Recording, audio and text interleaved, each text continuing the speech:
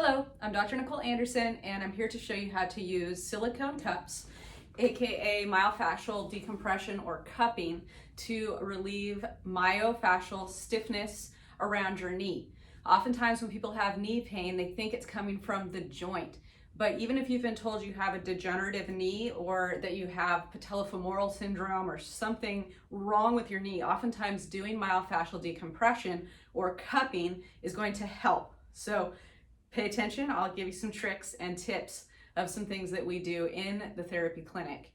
And you can easily buy a set of these cups on Amazon. You can go to our webpage to find out which product we recommend. And then in physical therapy, we would do some other techniques that really require more expertise, but this is at least something that you can do to start moving the needle. Usually to solve knee pain, you need more than just cupping. Usually you often need the right types of exercises, and you could get started with some of those with our Total Body Reboot Level 1, Level 2 classes, but at least you can start to relieve some of your stiffness and pain with cupping, okay? So here we go. You're gonna need some coconut oil. I'm gonna grab some real quick. So just a little regular old coconut oil works well. Works better than most lotions. So let's say it's my right knee that I want to get some stiffness and soreness taken care of with. I'm gonna just rub on that coconut oil. Get it all over.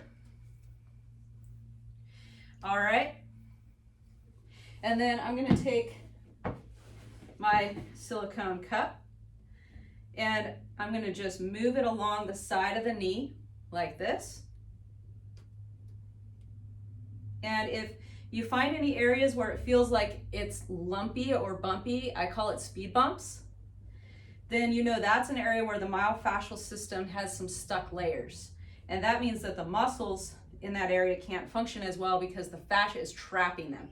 So we want to relieve that using cupping.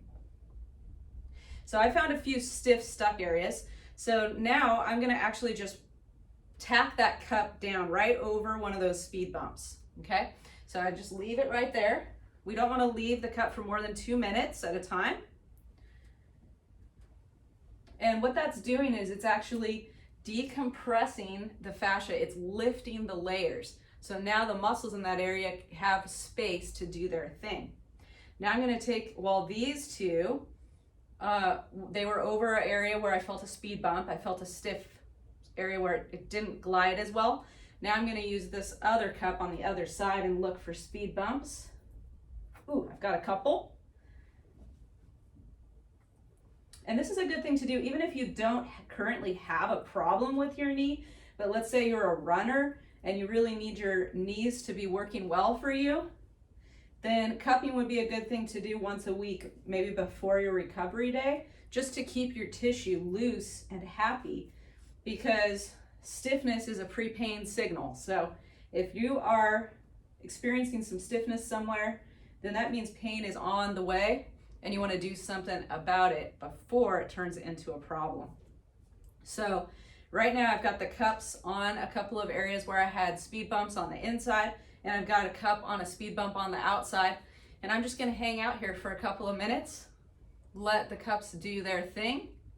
Okay, and then after a couple of minutes, I'm going to move them. Let's say it's been a couple minutes here.